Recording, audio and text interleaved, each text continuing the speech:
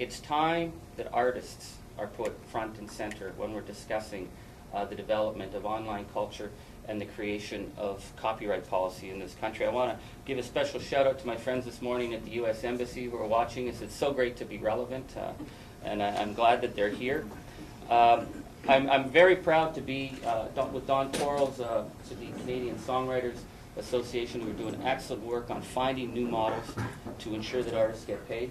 Safwan Jabad, who's from the Canadian Music Creators Coalition and from Widemouth Mason, and I'll be turning it over to Billy Bragg in a moment. We are on the eve now of a national set of hearings that will hopefully travel across this country to examine the new emerging technologies in the digital realm and the possibilities that exist now for artists to finally start getting paid. It's vital for politicians to actually understand, number one, what's happening out there in the world of peer-to-peer, what's happening out there in the world of downloading, because unless we understand these technologies, we're not going to be able to create policies that can actually respond in any relevant way. But at the same time, we have to ensure that we work on some fundamental principles. Number one, artists deserve to be paid for their work, and we have to find the models that will make it possible for artists to get paid. Number two, we don't want to sue our fans. We don't want to criminalize citizens. So that balance is possible in Canada. I know why you're here. It's not to hear Charlie Angus. You hear me all the time. I'm going to turn it over to Billy Bragg. Bon matin, good morning. Thank you very much, Charlie, for inviting me here to speak this morning. I'm a board member of a newly formed organisation called the Featured Artists Coalition. A featured artist is anyone in the music industry who has to sign a recording contract. The FAC came into being in March earlier this year. Our chair is Dave Rowntree, the drummer from Blur. Our co-chair is Nick Mason from Pink Floyd. Our board includes Annie Lennox, Ed O'Brien from Radiohead, Kate Nash, Howard Jones, myself. We felt that there was a real opportunity there to address a number of important issues. Most notably, the problem that we have of an analogue music industry in a digital age. So the idea that somehow the music fans are our enemies, one of the ideas propagated by elements within the music industry, is something that we as artists don't feel very, very comfortable with. So when we came together, one of our first ideas that we came up with was a notion of fair remuneration, and we had a slogan: where money is made, artists must be paid. And what's implicit in that slogan is that we should go after those people who are making profit from giving away our stuff for free or selling it online. That includes people who have advertising on their websites. We want the full weight of the copyright law to come down on those people. But the other edge of that particular argument is that people who are sharing files for free, kids who are swapping files with one another, really should not be within the remit of the copyright law. The copyright should actually come into force when people are making money. And interestingly, in meetings that we've had in London with British civil servants, there seems to be a feeling among their side that copyright is moving away from permission and towards remuneration. And this is being driven by consumer activity. It's not being driven by the record labels or the copyright holders or the artists.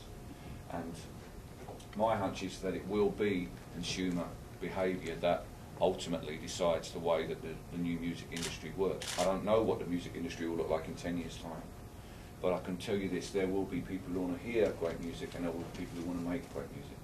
And if our industry has any sense, it will reconfigure around that reality. In the old days, it was necessary, if I wanted my records to be released here in Ottawa, it was necessary for me to sign to a big record label that not only could physically manufacture, but also physically transport my records here, and probably most importantly of all, physically bring the money back and give it to me. Well, now we now live in an age where I can do all that myself. I can be producer, distributor, and collector of revenue. And this opportunity to do this for young bands is really important, that they understand that and don't sign their rights away for the life of copyright. we would like to encourage bands to sign deals for maybe 7 years, 10 years, after which the rights revert to the artist, which also gives them the opportunity to renegotiate. I have 7-year reversions on all my deals. The Mermaid Avenue recordings have just reverted, and I'm in conversations now with Wilco about what we might do to celebrate Woody Guthrie's centenary in 2012, because I've got the rights back. That aspect, education, is very, very important to us, to reach out and to work with local colleges, to put together packages where we talk to people about how to have a career in the music industry. These things are really, really important. And finally, we're also trying to reach out to the P2P community. They are probably the most important aspect of how our industry will develop, what they choose to do, and how we can work with them will, I think, define what the industry looks like. If we continue to go down the line of criminalising, I think technologically they will always be one step ahead, and we will, we will lose a generation. There are many, many more things. When I was a kid, there was only 2 things to spend money on. That was records and records. And now, of course, my son doesn't save up for records. He saves up for video games. He saves up for something for his Wii. And I'm not happy with the fact that the industry has changed. All the great record shops I used to hang out in Canada are disappearing. I'm not happy about that. I walked around Halifax, Nova Scotia the other morning looking at all the closed record shops I used to go to. I'm not happy about that at all. But the Wii is not going back in the box. It's, technology is moving on, and we have to move with it. But talking to the P2P community is really crucial. And I came across a guy named John Newton who lives in Victoria, in British Columbia, who runs a site called p2pnet.net. And talking with him, the 2 of us, set up a new website where artists can talk to fans about these issues and listen to each other, where fans can come and put their side of the arguments, and we can come and put our side of the arguments, with the view to trying to explore new models, A2F models, artist to fan direct models, that allow artists to retain their independence but also to make a living. And the founding principle of our site is that fans believe that artists should get paid. And broadly speaking, that's something I have encountered. What they don't like is the idea that they pay for their record and only 8% of the money comes to me and the rest goes to some faceless record label.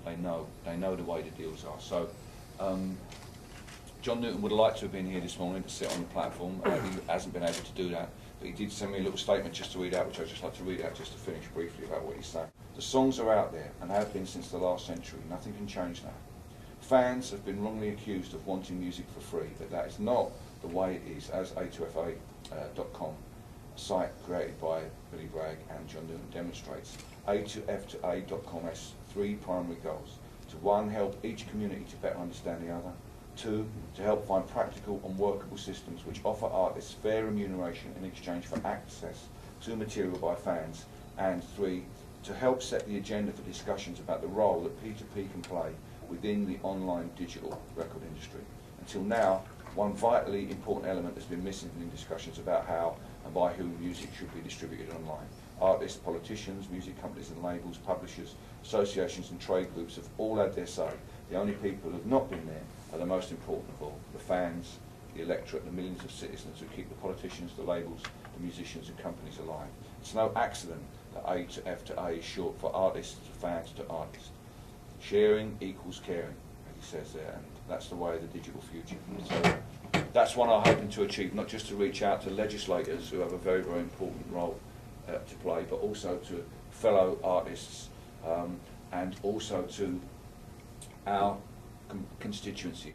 That's why I'm here today. I'm hoping that we can make some formal connections with both SA and with CCMC, and who knows, maybe even our friends to the south might even get organised, get their artists organised as well, and we can perhaps together build this community and explore ways in which all of us, record labels, artists and fans, can get what they want, which is fair remuneration and great music, and not have to go and work in a car factory.